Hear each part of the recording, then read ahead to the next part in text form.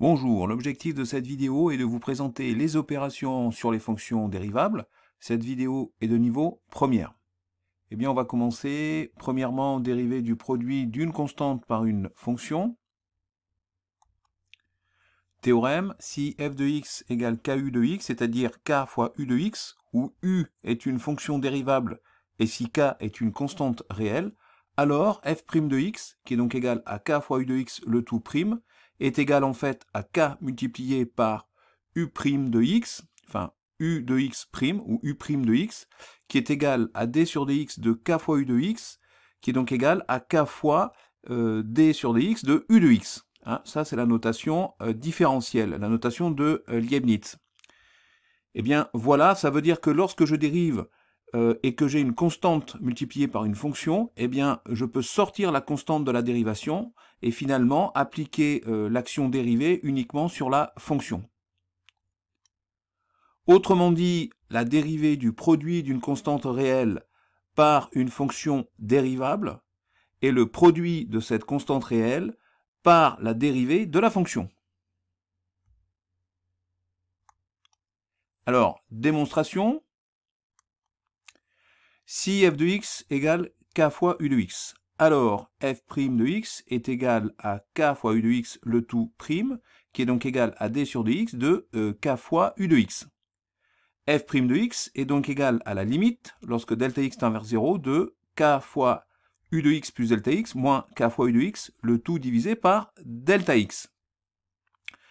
Je peux factoriser par k et j'obtiens limite, lorsque delta x tend vers 0, de k fois entre crochets, u de x plus delta x moins u de x, fermez le crochet, et le tout divisé par delta x.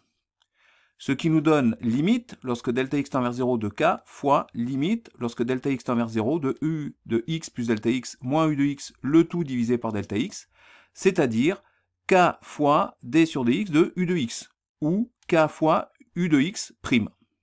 Donc on voit bien que l'on sort ici la constante de la dérivation. Exemple, si f de x est égal à moins 2 multiplié par x au cube, alors f' de x est égal à moins 2 fois x au cube le tout prime. Je peux donc sortir le moins 2 et j'obtiens au final moins 2 fois x au cube prime, la dérivée de x au cube, moins 2 fois la dérivée de x au cube, c'est-à-dire que f' de x est donc égal à d sur dx de moins 2 fois x au cube, là aussi je sors le moins 2, et ça me donne d sur dx de x au cube. C'est la notation de Leibniz, la notation différentielle. Ce qui me donne au final, je sais que la dérivée de x au cube, d'après la vidéo sur les dérivées des fonctions usuelles, c'est égal à 3 fois x carré, puisque la dérivée de x puissance n, c'est égal à n fois x puissance n moins 1. Donc la dérivée de x au cube, c'est 3 fois x carré, multiplié par moins 2, ça va me donner moins 6 fois x carré. On va voir maintenant, paragraphe 2, dérivée de la somme ou la différence de deux fonctions.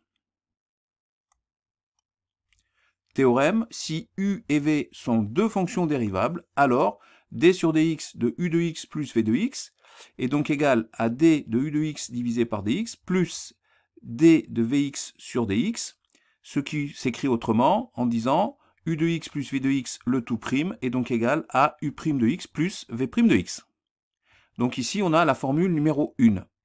Je peux avoir le même type de formule, mais cette fois avec la différence, c'est-à-dire que d sur dx de u de x moins v de x, c'est égal à d de u de x divisé par dx, moins d de v de x divisé par dx, que l'on peut aussi écrire, donc, u de x moins v de x prime, qui est égal à u' de x, moins v' de x. Ça, c'est la formule numéro 2. Autrement dit, la dérivée d'une somme ou d'une différence de fonctions dérivables est la somme ou la différence des dérivées de ces fonctions. On va voir maintenant la démonstration. On a u plus v de x, qui est donc égal à u de x plus v de x. Et par conséquent, d sur dx de u plus v de x est donc égal à limite, lorsque delta x tend vers 0, de u plus v de x plus delta x moins u plus v de x, le tout divisé par delta x. Ça peut se décomposer de la façon suivante. Donc limite, lorsque delta x tend vers 0, de u de x plus delta x plus v de x plus delta x moins u de x plus v de x, le tout divisé par delta x.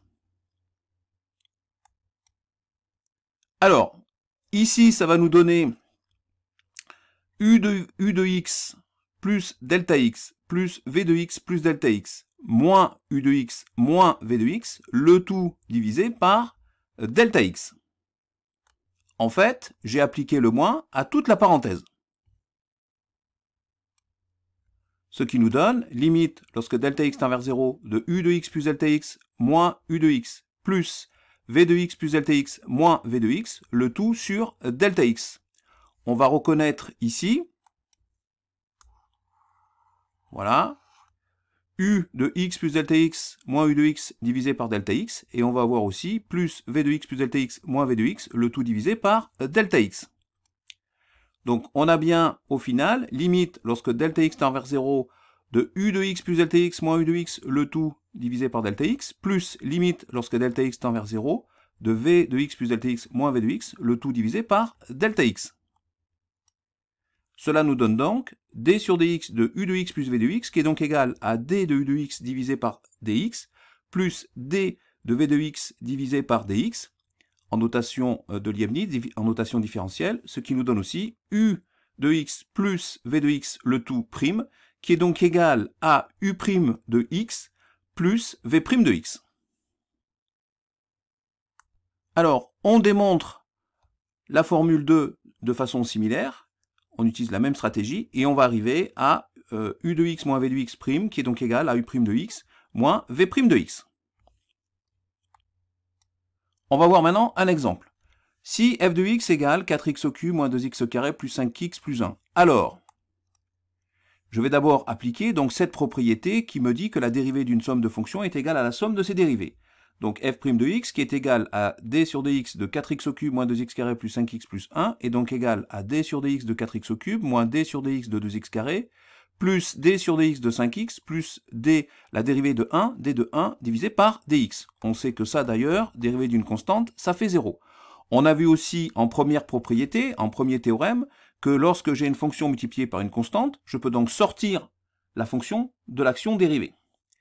Et je vais donc me retrouver avec d sur dx de 4x au cube moins 2x carré plus 5x plus 1, qui est donc égal à 4 multiplié par d sur dx de x au cube, moins 2 de d sur dx de x carré, plus 5 de dx sur dx, plus 0. Donc, au final, on va avoir d sur dx de 4x au cube moins 2x carré plus 5x plus 1, qui est donc égal à 4 fois 3 fois x carré, puisque si je dérive x au cube, hein, on a vu ça dans la vidéo sur la dérivée des fonctions usuelles, si je dérive x puissance n, j'obtiens n fois x puissance n moins 1, donc je vais obtenir 3 fois x au carré, donc ça me donne 4 fois 3 fois x carré, ensuite ici j'ai moins 2 fois la dérivée de x carré, c'est-à-dire 2x, plus 5 fois la dérivée de dx, la dérivée de x, pardon, qui est la fonction identité, donc dx sur dx ça donne 1, plus 5 fois 1, plus 0. Ça nous donne f' de x qui est donc égal à d sur dx de 4x carré, de 4x au cube, pardon, moins 2x carré plus 5x plus 1, qui est donc égal à 12x carré moins 4x plus 5. Donc voilà le résultat que l'on obtient en appliquant donc les deux théorèmes précédents, c'est-à-dire la dérivée d'une somme ou d'une différence de fonctions est égale à la somme ou la différence de leurs dérivées, et lorsque je multiplie une constante par une fonction et que je dérive le tout, cela me donne la constante multipliée par la dérivée de la fonction.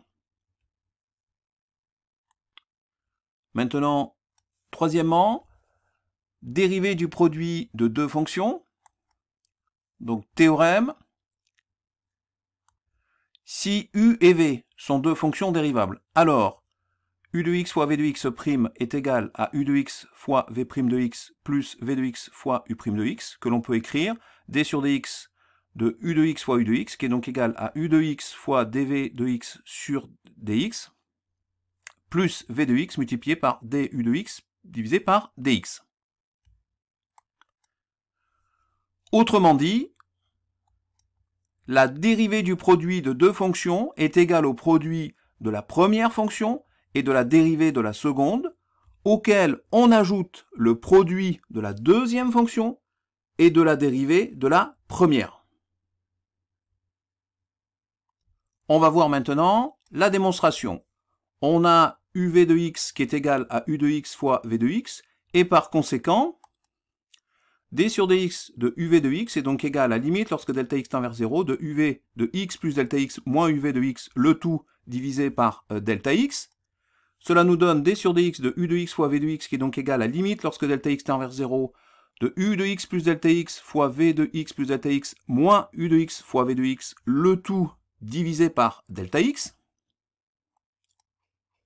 Ce qui me donne limite, lorsque delta x tend vers 0, de u de x plus delta x fois v de x plus delta x, moins u de x plus delta x fois v de x, plus u de x plus delta x fois v de x. Donc vous voyez que j'ai ici ajouté une expression, et pour compenser, pour que au global, mon expression soit toujours la même, je dois soustraire la même expression. C'est-à-dire que j'ai rajouté u de x plus delta x fois v de x, donc je dois soustraire moins, je dois faire moins u de x plus delta x fois v de x, pour compenser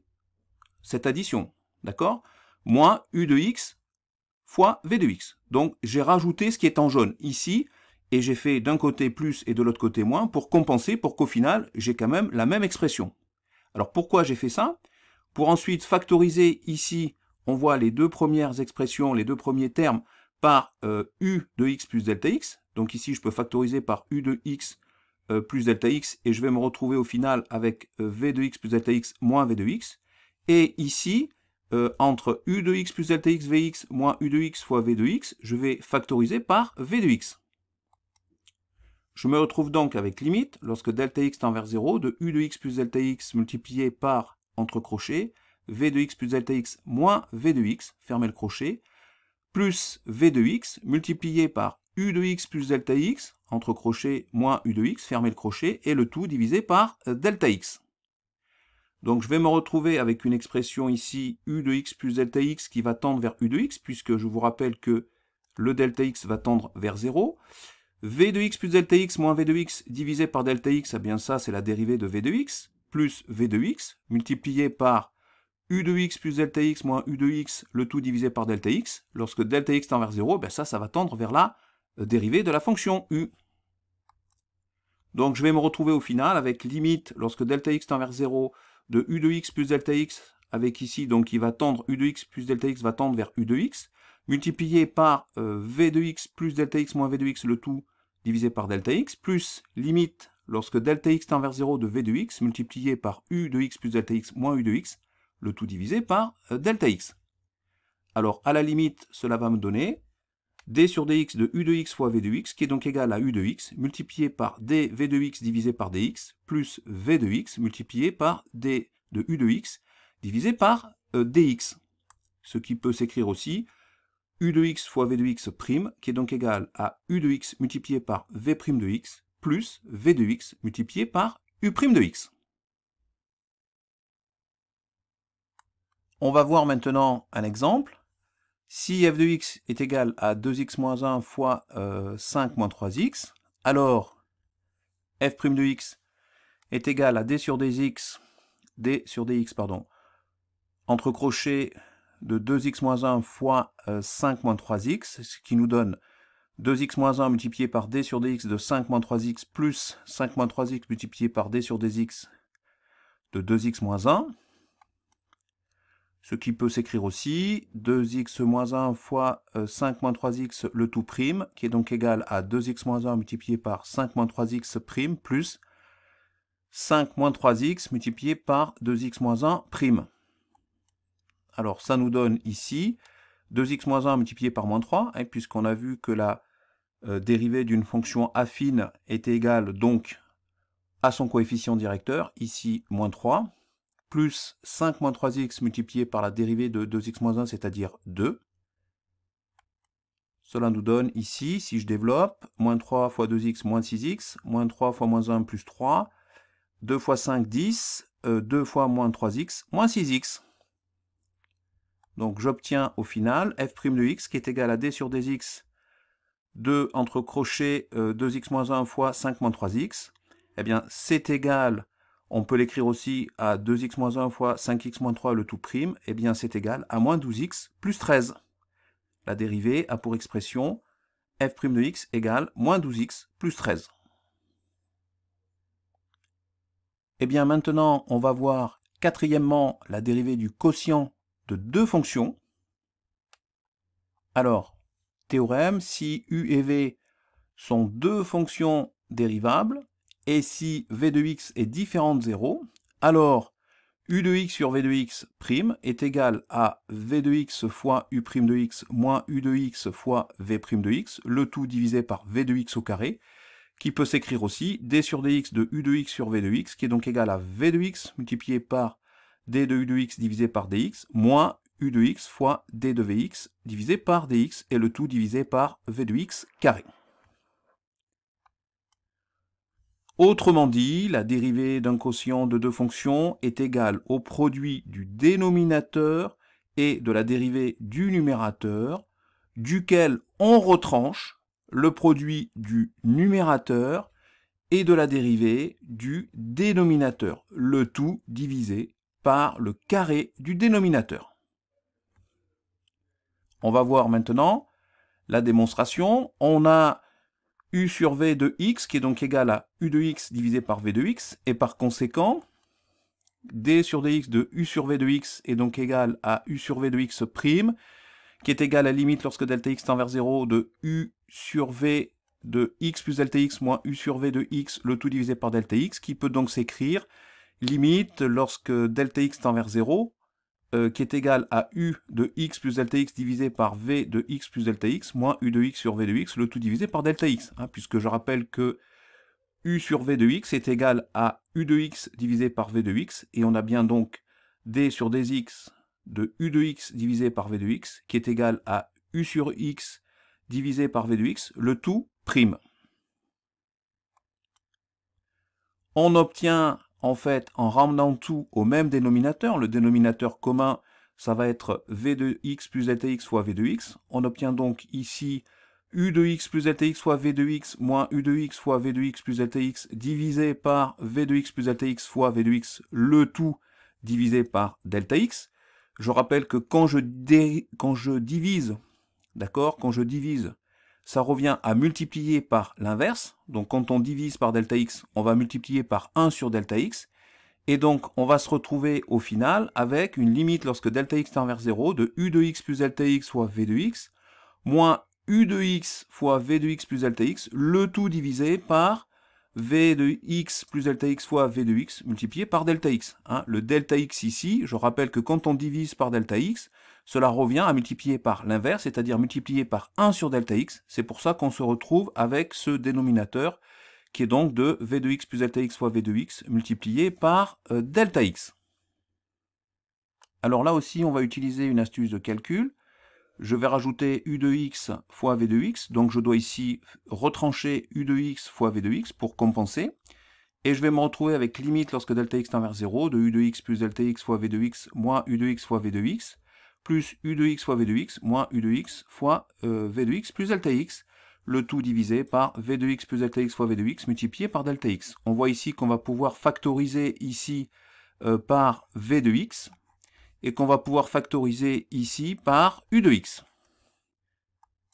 Donc on va se retrouver avec limite lorsque delta x tend vers 0 de v de x fois u de x plus delta x moins u de x, moins, entre crochets, moins u de x fois v de x plus delta x moins v de x, entre crochets, le tout divisé par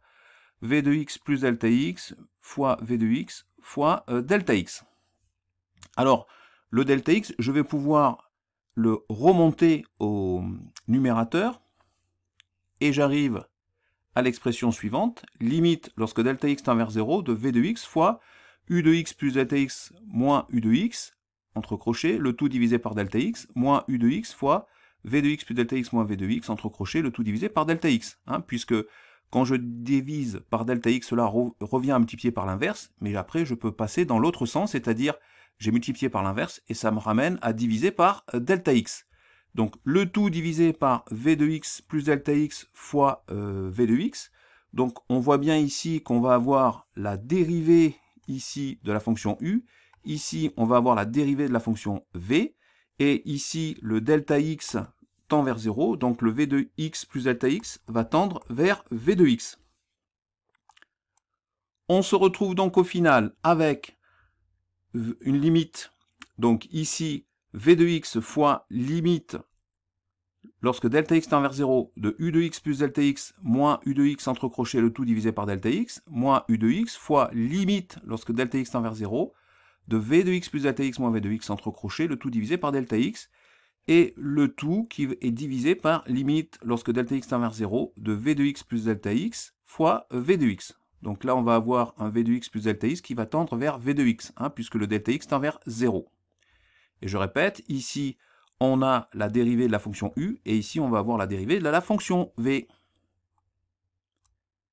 Donc cela nous donne, au final, u de x divisé par v de x prime, qui est égal à d sur dx de u de x divisé par v de x, qui est donc égal à v de x fois d sur dx de u de x moins u de x fois d sur dx de v de x, le tout divisé par v de x carré, que l'on peut aussi écrire, donc v de x fois u' de x, moins u de x fois v' de x, le tout divisé par v de x au carré. On va voir maintenant un exemple. Alors, si f de x égale 2x plus 3 divisé par 4 moins x, avec x qui est différent de 4. Alors, f' de x qui est égal à d sur dx de 2x plus 3 divisé par 4 moins x, est donc égal à 4 moins x multiplié par d sur dx de 2x plus 3, moins 2x plus 3 multiplié par d sur dx de 4 moins x, le tout divisé par 4 moins x au carré. Cela nous donne 4x moins 3 multiplié par 2x plus 3 prime, ça c'est une autre notation, moins 2x plus 3 multiplié par 4 moins x prime, le tout divisé par 4 moins x, le tout au carré. Alors, je rappelle que la dérivée d'une fonction affine est égale à son coefficient directeur. On se retrouve donc avec un f' de x qui est égal à 4 moins x multiplié par 2. La dérivée de 2x plus 3, c'est 2. Moins 2x plus 3 multiplié par la dérivée de 4 moins x est égal à moins 1, puisqu'ici, le coefficient directeur, il vaut moins 1. Et on se retrouve donc, si je développe, 2 fois 4, ça fait 8. 2 fois moins x, ça fait moins 2x. Et ici, le moins s'applique à toute la parenthèse. Je peux ici, moins 1 multiplié par moins, ça va me donner plus.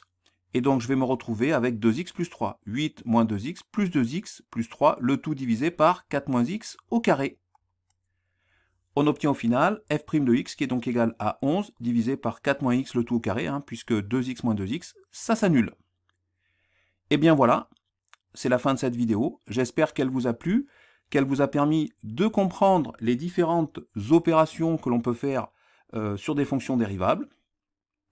Et je vous dis donc à bientôt sur la chaîne YouTube Skol Mathématiques. Et surtout, portez-vous bien.